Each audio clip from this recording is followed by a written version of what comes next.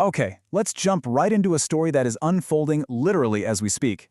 The whole situation kicked off late Saturday night, and suddenly all eyes were on Venezuela. It started with U.S. airstrikes, but then a really shocking claim surfaced that created two totally conflicting stories. So let's break it down. So picture this. It's about 2 a.m. in Venezuela. People in 4 different major cities are jolted awake by these huge explosions. We know for sure there were at least 7 of them, and these were powerful blasts, heard for miles around.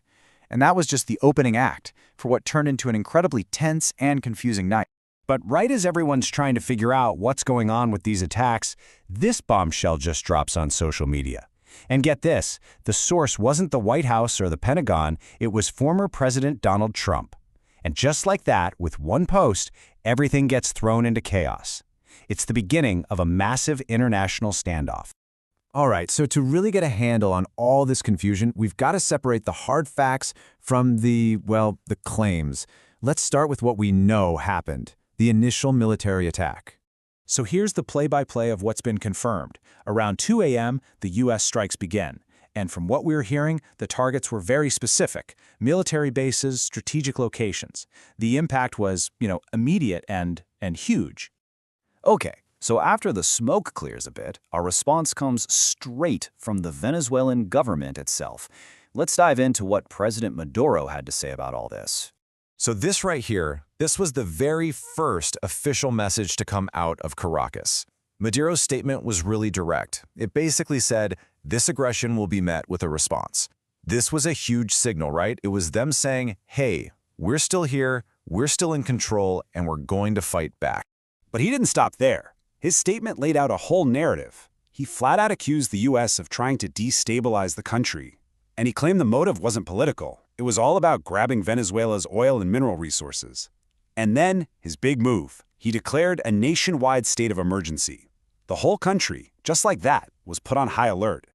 So at this point, the story seems pretty straightforward, right? You've got an attack, and then you've got a defiant response. But just when we thought we knew what was happening, everything got turned on its head. And this is where things get, really weird. The timing here is absolutely critical. It was only about an hour after Maduro's government put out that strong statement that the whole story just imploded.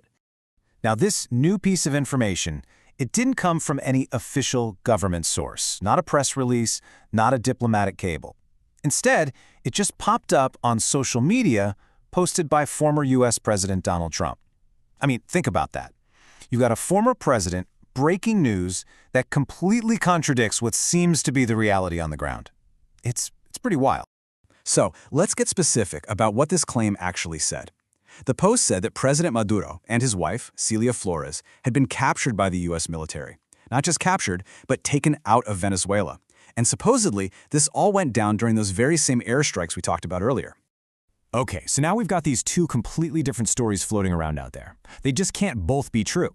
Let's put them side by side so you can see just how stark the difference is. So look at this. On one side, you have the official Venezuelan government saying their president is in the country, in charge, and has declared a national emergency. And on the other side, you've got a former U.S. president claiming that very same leader has been captured and whisked out of the country. And look at the sources. One is from official government channels, the other is from a social media post. It's a huge contrast. All right, let's just walk through that sequence of events one more time, because this timeline is really the key to understanding all the confusion. Step 1. The U.S. airstrikes happen. That's a confirmed fact. Step 2. President Maduro releases his defiant statement. Also a confirmed fact. But then step 3. 1 hour after Maduro's statement, Trump posts his claim. You see the problem? How can Maduro be issuing statements if he was captured hours earlier? It just doesn't add up. Honestly, this is a perfect example of modern information warfare, where the goal is just to create so much confusion that nobody knows what to believe. So all of this leaves the entire world kind of holding its breath. We've got two totally opposite stories out there. So what's the situation on the ground right now? Well, for one, the Venezuelan government has not officially responded to Trump's claim at all. They're silent on that specific point. So all eyes are now on a press conference that Trump has announced for later today.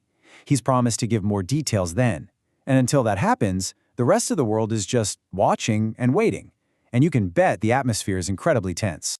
So here we are. The big question is still just hanging in the air. We've got a confirmed attack, a defiant official statement, and then this absolutely shocking claim. Is the president of a country in command, or is he in custody? You've got a whole nation on alert, a leader's fate is totally up in the air, and the whole world is just waiting to find out the truth.